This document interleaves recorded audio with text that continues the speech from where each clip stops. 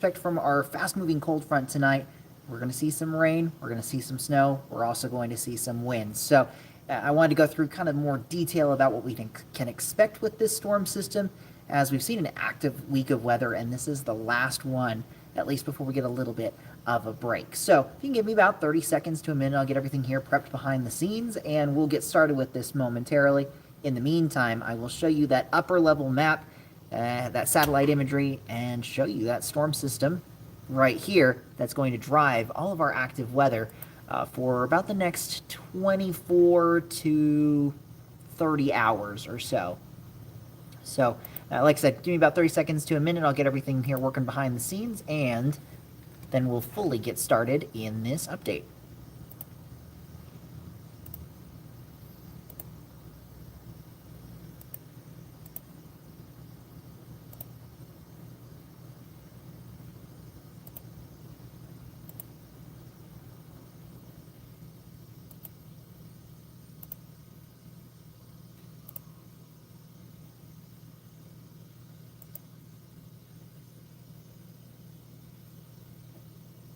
All right, it looks like I've got everything here working behind the scenes. So I say with that, let's get started. I know we'll have a few more people work their way in as we go throughout the update, but just to make it a little bit quick, I say let's get started, and we'll go from there. So if you're just tuning in, let us know where you're tuning in from. Also, we've been in a period of active weather for the last couple of days. We are going to continue to see that tonight and into tomorrow. But if you're ready for a break from the wet weather, especially for areas along and west of the divide, we're going to be seeing a little bit of a break. It is on the way, but we've just got to get through this next storm system before we get there. So what we're looking at right now, relatively quiet conditions across western Montana. We're just looking at partly to mostly cloudy skies for much of the region. We're seeing more clouds towards Kalispell as well as in Missoula, but down towards Bozeman, we are actually seeing some clear skies at this time. And that's a little bit of importance, especially if you like the northern lights, as there is a chance we could see those overnight tonight. There's a couple of solar storms that we've been tracking. Right now, indications are there that we could see that at some point tonight. A lot of the data right now is a little bit lower than what you would hope to be able to get a good view of the northern lights. But that's something to keep a close eye on later on tonight, especially if you have some of those northern lights or aurora apps to keep track of that overnight. The issue, especially for areas of southwest Montana that are dealing with those mostly clear to partly cloudy skies now, we will likely see clouds increasing throughout the night as this next storm system, this next wave of moisture starts to roll in. So hopefully we can get a little burst, a little substorm to roll in so we can get a couple good views of the northern lights. But if not, then we'll just have to wait for our next one, hopefully when we're not dealing with rain, snow, clouds, and the whole gamut of active weather for our region this time of year. So getting back on track, or actually, let me jump back off track really quick. If it does come out and you happen to get any photos or videos, certainly feel free to share those with us at nbcmontana.com/chime-in. Okay, now with that, I'll get back on track. Now again, we're looking at those clouds increasing across northwest and west central Montana. We've been in the under mostly cloudy conditions for much of the day. We saw those high temperatures in the upper 40s and lower 50s.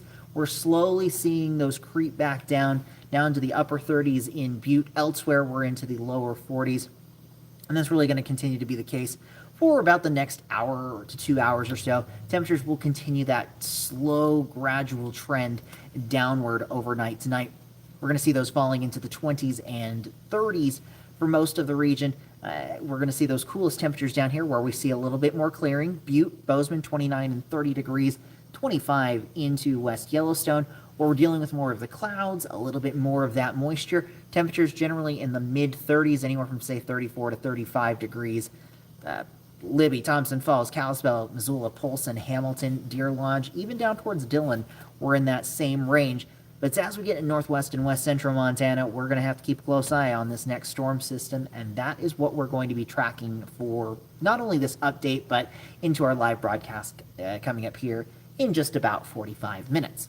We're seeing this fast-moving cold front pass through the region. It's going to arrive likely after midnight and continue in moving through the area, especially for Friday morning. Mountain snow, valley rain, gusty winds. Those snow levels are going to be dropping as we go throughout the night. And the driver for all of this is this large bowling ball of a low pressure system. There's a cold front pushing out in front of it, and that cold front roughly marked right there into parts of eastern Washington, the Idaho Panhandle. This will be moving into places like Troy and Libby. I wouldn't say in short order, but as we go over the next couple of hours. But again, the driver of this is that low pressure system. It's going to move off to the east slowly, and then as it gets across northwest and northwest Montana, it's actually going to take a dive south back over across eastern Montana, which may give some of the more plains areas of the state in the eastern half a chance of a little bit of snow as we get into tomorrow evening. Now, getting into radar, we can see the moisture starting to build in from the west. It's pretty dry across the area, and really just a few very spotty showers right along the Montana-Idaho state line, closer out here towards, say, Trout Creek, Noxon, Heron, and then further south of the Haugen area, down here west of Superior.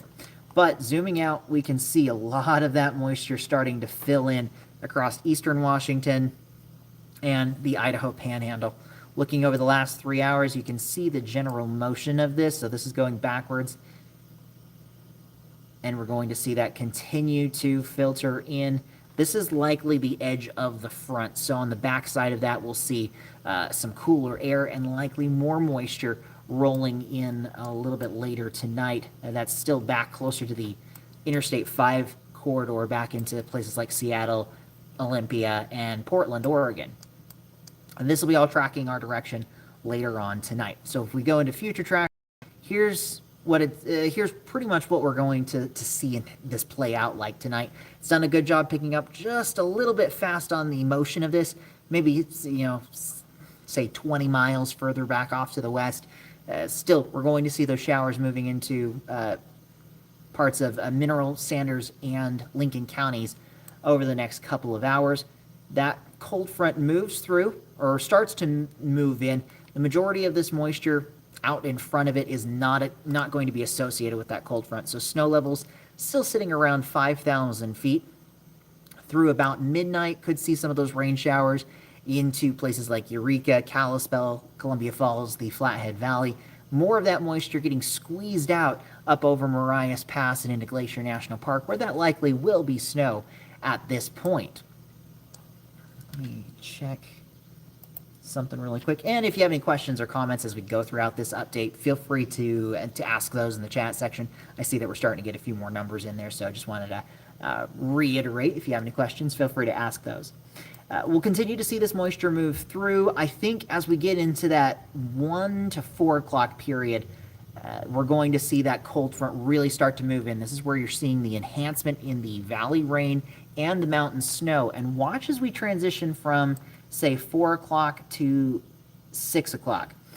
This is showing heavy rain or heavy snowfall up in the mountains. So really from about Lolo Pass, some of that may be as far back to the west as Lookout Pass, but Lolo Pass down to Lost Trail Pass, and then over to Marias, Rogers, and McDonald.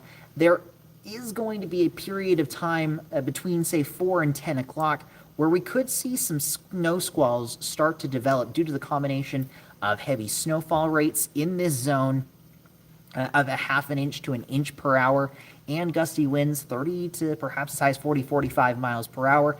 Fortunately, this is happening overnight, so there's not going to be as much travel on the roads. But if you or anyone you know is making that trek, let them know, over some of those passes, let them know that they could run into some pretty nasty weather, especially up over the top of those. So 4,000, 4,500 feet and above is where we're going to at least see these worst conditions and the potential of at least some slushy accumulations of snow. This will continue to march off to the south and east. So this is looking around 6 o'clock, still looking at that potential for some heavy snowfall. Again, over down here towards Lost Trail Pass. This is at 7 a.m., closer over to McDonald, Rogers, and even Homestake Pass as we get into that 7 to 8 o'clock period. And even further south from there, we'll see some of this moisture into northwest Beaverhead County. And I'll talk more about that region here in just a second. You can see the rough location of that front stretching from about Salmon, Idaho to Butte to south of Helena out in the direction of, say, Lewistown and Havre. This is going to continue to march off to the south and east.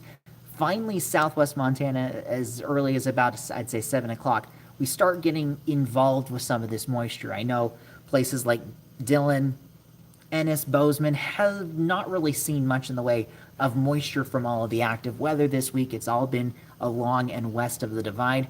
Tomorrow gives you your best chance to see some of this moisture, even as the system is beginning to wash out just a little bit, getting a lot of that energy and moisture squeezed out by the mountains further west. Now we'll see this, I'll say this new model run, this is the most recent one, does pick this up a little bit more than it has in earlier runs today from Dillon back up to Bozeman and West Yellowstone. I think for Bozeman itself, as well as down towards Ennis, this should be all rain. At this point, maybe a couple of snowflakes try to mix in, not expecting much in the way of impact, at least from, let's say, snow accumulation. Down towards West Yellowstone, on the other hand, higher elevation, could pick up an inch or two of snow down in that area, as well as towards Reynolds and Tarkey passes into early Friday afternoon. But notice as quickly as the storm rolls in, that cold front passes through very quickly, and by about, say, 2 o'clock, outside of West Yellowstone and some scattered activity back to the west, we're starting to quiet down. We may even see breaks in the clouds as a little bit of sunshine starts to peek through. We'll have to see in the afternoon. We may see a little bit of redevelopment with that westerly flow of just some isolated showers. Snow levels at this point will be continuing to fall a little bit. So Friday night into Saturday morning, depending on how much moisture sticks around, we could see a little bit of light snowfall for some of our valleys, but most of this moisture should be staying in our higher elevations like we're seeing towards the Bitterroot Mountains. Now, I mentioned earlier that the low pressure system is going to take a dive to the south and east as it gets across parts of Alberta and Saskatchewan, as we see the flow in the atmosphere start to essentially change just a little bit. So instead of it tracking due west to east, you notice this spin right up here over towards Havre and Glasgow.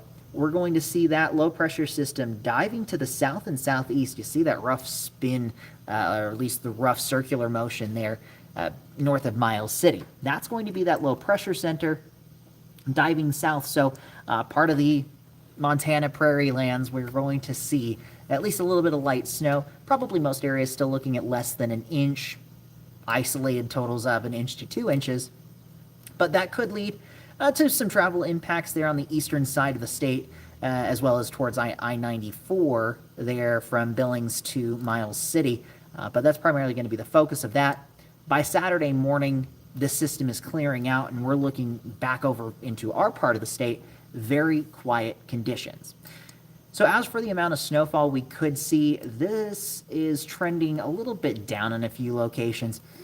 It's showing about 1 to 2 inches. I think the big thing here is not to get too hung up on the snowfall totals themselves. I think what we should be looking at is really that rate of snowfall we could see. So with how quick this storm is moving, with snowfall rates a half an inch to an inch per hour, this may fall, or at least the majority of that 1 to 3 inches may fall in the span of, say, 45 minutes to an hour and a half.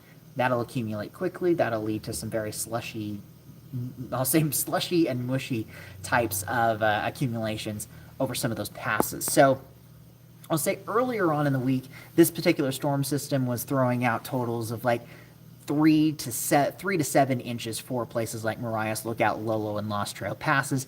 Again, I think we're more in that 1 to 3 inch range. An isolated total up to 4 inches will be possible in these areas, but it's all really going to come down to the rate at which that snowfall is occurring. That said, we do have one winter weather advisory that begins at midnight tonight that runs through 11 a.m. on Friday. This is for northwest Beaverhead County, so it includes places like Lost Trail Pass, which is right there on the edge of it, Chief Joseph Pass, which comes down here into Wisdom. We're also going to see this over towards the Dewey area, Jackson, Polaris, over the Pioneer Scenic Byway. These areas where we could see that 1 to 4 inch type of snowfall. Again, could see some snow squalls, gusty winds, 35 miles per hour, if not a little bit stronger, can't be ruled out. But again, that is the only winter weather advisory that we have in our region. The other side of this is going to be the rainfall.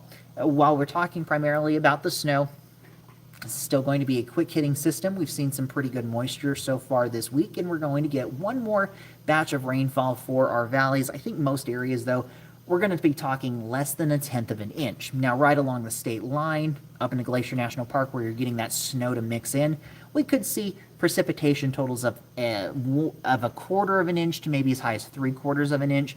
Again, most of our valley locations, we're probably talking upwards to 1/10 of an inch with isolated, very isolated totals, upwards to about 1/4 of an inch. And you can still see most of that moisture hanging on to areas along and west of the divide, as well as from Bozeman south down here towards West Yellowstone and Big Sky.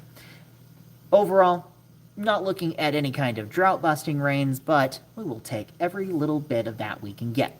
Additionally, winds are also going to be another factor of this storm system. I already mentioned that potential for 30 to 40 mile per hour winds with the cold front, but even behind that, this is looking into 4 p.m., we could still be looking at those types of gusts, which will make travel pretty difficult for north-south roads, high-profile vehicles with these westerly winds. So Interstate 15, US 287, US 191, and even US 93 could be a little bit tricky for some of those high-profile vehicles once that cold front passes through the area, which will be during the morning.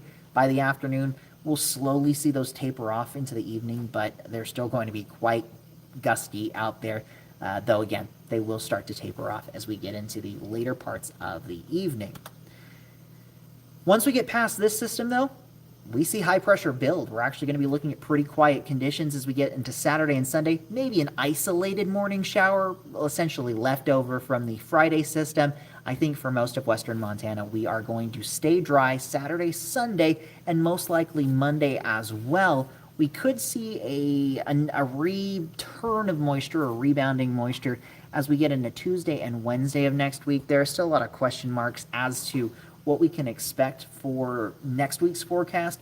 We're likely going to see it return to another period of active weather. It's just like, what kind of level of active weather is it? Is it going to be similar to this, where we have a couple of weaker systems move through the area in, say, 24-hour periods or 24-hour gaps in between them? Or are we going to see a more condensed, consolidated system that moves through and maybe brings us some heavier snowfall for our mountains? Adding another level of complexity to it, we're still waiting for the potential impacts into that forecast of a developing typhoon over in the western Pacific, moving in the direction of the Philippines right now. So as that gets picked up and pulled around, that will at least have the potential to impact our weather. Nothing tropical at that point, but the low pressure system that spawns that typhoon may actually combine with that next system for the middle parts of next week. So lots of moving parts in the atmosphere, lots of questions still needing to be answered with what we can expect there. But like I mentioned, we're going to see conditions quiet down Saturday and Sunday. This is going to allow temperatures behind the system to cool down just a little bit for Saturday and Sunday in Kalispell. Low to mid 40s are going to be common. But as we return to more of that southwesterly flow, more moisture starts to move in for the early parts of next week. We're talking temperatures anywhere from about 5 to nearly 20 degrees above average as we get into Veterans Day. Kalispell will likely be one of our cooler spots. Places like Missoula, Hamilton, Bozeman, we could be closer to the 60-degree mark for Veterans Day Tuesday. So that'll be another thing to watch. Additionally, with the ridge of high pressure starting to build in, we could see some patchy fog develop. This is going to be more likely an issue as we head into Sunday and Monday. Saturday, we could see a little bit of that, but with the stable air building in with that ridge in place, that sinking air kind of helps to trap some of that moisture that we've seen in the last few days. Perfect conditions for valley inversions to start shaping up again. And with that, low stratus and fog can't be ruled out as we head into Sunday and maybe even Monday. The thing with that is, I was talking about those temperatures getting maybe a little bit cooler, places like Kalispell, Polson, down to Missoula. That's going to be partially influenced by the development of those inversions. If we get those to strengthen up. More fog, more clouds, less solar radiation, solar heat getting into the valleys, and that's going to keep those temperatures down just a little bit as well. But that's just one of those we have to watch and see. We're getting to the point where we are moving more into inversion season as we get these lower sun angles and the shorter days. That's going to really be a thing we watch all the way from November into generally February, and sometimes even into early March. So it's essentially par for the course. It's coming with the territory, and eventually one of these systems is going to be strong enough, at least bringing cold air in, that we see more consistent snowfall down in our valleys instead of just some of these light flurries, these low accumulation type of events. But like I said, eventually that's going to happen. It's just more a matter of when versus if. And we'll be here for you every step of the way. So this is going to be the end of this. If you have any questions or comments, feel free to ask those. Just a few highlights. So we've got a fast-moving cold front that's going to be arriving after midnight tonight, bringing scattered to widespread valley rain, mountain snow showers to northwest and west central Montana. And as we get into the morning hours, closer to sunrise, that will be passing through, say, places like Missoula, down towards Hamilton, and moving southeast into southwest Montana. Butte and Bozeman, as well as towards Ennis and Dillon, we will likely get in on some of this moisture as we get into the later parts of the morning, so mid-morning to late morning, and then into Bozeman, West Yellowstone, Big Sky as we get into maybe midday, early afternoon time frame. With this, we're going to see snow levels falling down to 4,000 to 4,500 feet, passes, probably talking about 1 to 4 inches of slushy accumulations. The totals really aren't, I think, the big concern with this. It's really going to be the snowfall rates that we see with this. We could see those 1/2 inch to 1 inch per hour. On top of that, we could have some gusty winds, 30 to perhaps as high as 40, 45 miles per hour. So reduced visibility is going to be a possibility.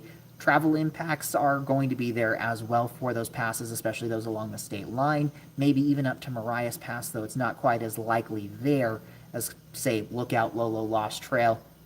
And then places like Chief Joseph and Big Hole Pass, we could see that as well. And in those areas, including Wisdom, we have a winter weather advisory beginning at midnight tonight, continuing through 11 a.m. on Friday morning. That is the only winter weather advisory that we have in our region at this time. But if you have any travel plans, again, that take you over those passes, just be aware we could see some of those impacts for tomorrow morning's commute.